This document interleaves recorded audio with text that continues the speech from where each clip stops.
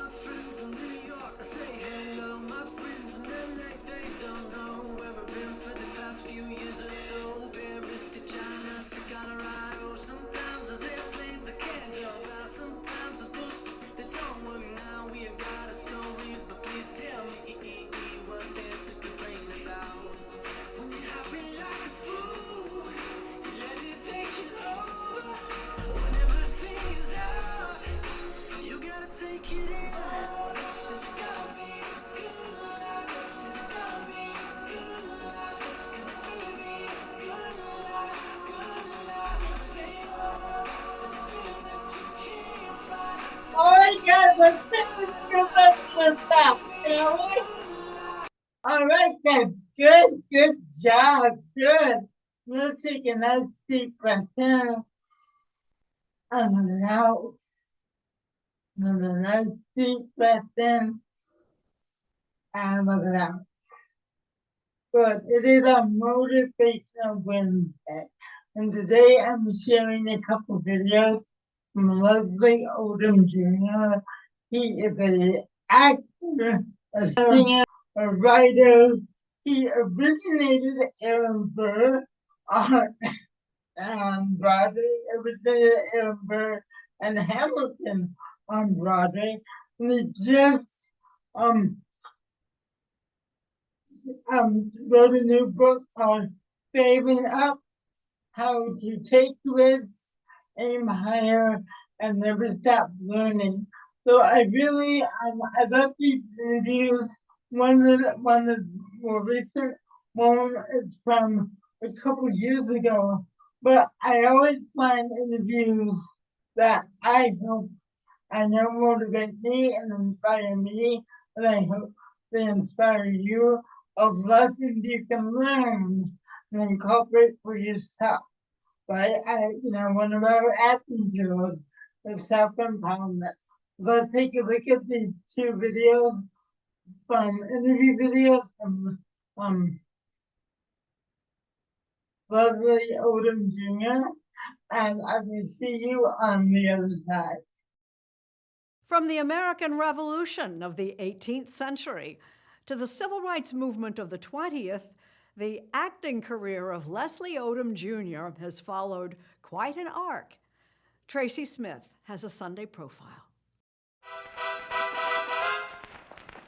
Two Virginians and an immigrant walk into a room diametrically opposed foes. For those of you who still haven't seen it, this is Leslie Odom Jr. as Aaron Burr in the landmark musical Hamilton.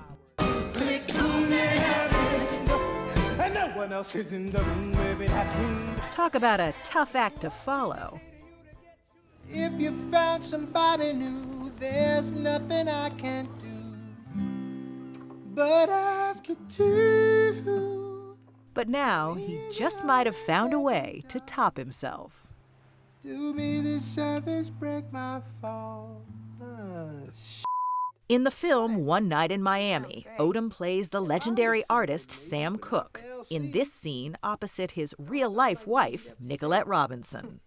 The movie is centered around a fictional account of a meeting with Cooke, Malcolm X, the NFL's Jim Brown, and Cassius Clay, later known as Muhammad Ali, on the night Ali won a title bout in Miami. Yes, Cassius Marcellus Clay is the new heavyweight champion of the world, boy. Yes, he is. And I don't even have a scratch on my face. You'd think an actor would jump at the chance to join this ensemble, but after playing a real person on stage in Hamilton, Leslie needed some convincing. When you first heard about the role, did you want to do it? Absolutely not. No. To play Sam Cooke just felt like not wise. What changed your mind? My agent and my manager called me up and they said, "We think you're making a mistake." And they'd never done anything like that before. And you listened. I listened. And it was pretty sound advice. Leslie Odom Jr. has been nominated for 2 Oscars here, for acting Can you hear the bells ring? and for a song, Speak Now, that he wrote and performed. Impressive, sure, but you might say he's been rehearsing for this moment his entire life. Can you hear the angels sing low? Speak now. Speak now. Growing up in Philadelphia, young Leslie's favorite pastime was singing, along with a toy karaoke machine. And at an age when most kids are happy to be in the school play, he tried out for the hit musical Rent on Broadway. And he actually got the part. You shared with us this letter that they sent you about take this train and show up at this stage. And I told them I didn't even want them to pay for my train ticket because I didn't want them to I thought that would be too much money for them to spend on me. Like, no, my parents will drive me. I'm okay. You don't need to worry about me. I'm going to be there. Can you imagine? No. Without you, the ground thaws. And to this day, he can still feel the thrill of that first professional paycheck. I couldn't imagine that they were going to pay me to be in this show. And I remember the Broadway minimum at that time was $1,260 a week. I was 17 years old. You're gonna give me $1,200 a week to be in this? I would pay you. You do know that I would. You do know that. At his parents' insistence, he chose college over Broadway, and after graduation from Carnegie Mellon, his career resumed. But by his late 20s, it had stalled. Let's fast forward Okay. to 2011. It's right before your 30th birthday. Yeah. How is your career going? Not great, you know. I was tired of it. But with his family's encouragement, Odom kicked around the business for a couple more years, until he had one of those lightning bolt moments that only happen in the movies or on a Broadway stage. There was a reading of this thing happening called the Hamilton Mixtape at Vassar, and I scored the very last folding chair in the very last row. Because you had a buddy who was an usher, and so Yeah. you got the last seat. Yeah. And how much of it did you have to hear before you knew? 20 seconds, max?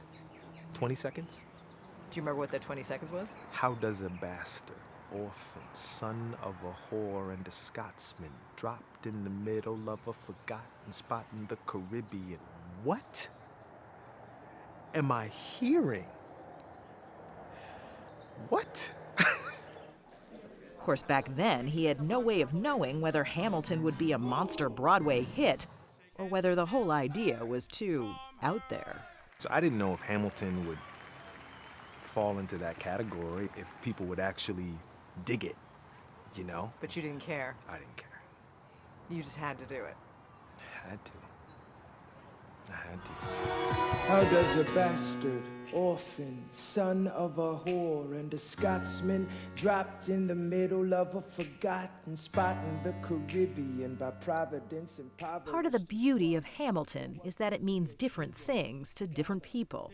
For Leslie Odom Jr., it meant a Tony Award, a Grammy, and a place in Broadway history.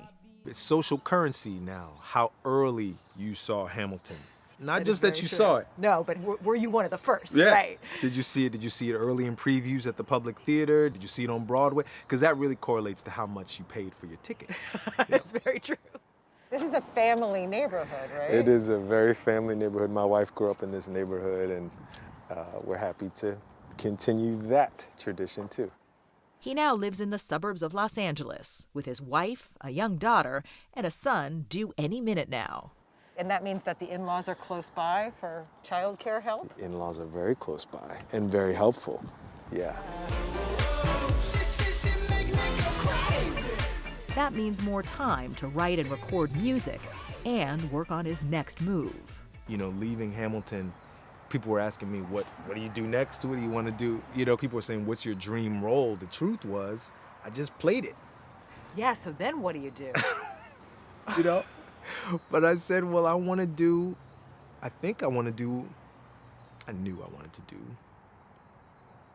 do all the things that no one would let me dare do before Hamilton. I know where Elijah Muhammad's house is. It's the biggest one for miles around. Looks like the mayor's residence. Oh, yeah, I've been there for dinner. Oh, you've been there for dinner, so you see how he lives like a pharaoh. And now, with One Night in Miami, Leslie Odom Jr. is actually doing it. Let me hear you. You got it, you got it. The former Hamilton star is playing a role that gives him the chance to make history again. That's the sound of the man working on the chain. The gang. That's the sound of the man. You wonder if in a movie, like if given the right, if the pieces lined up, you know, maybe I could do something. And they gave us the chance to prove it to ourselves. Thank God, thank God.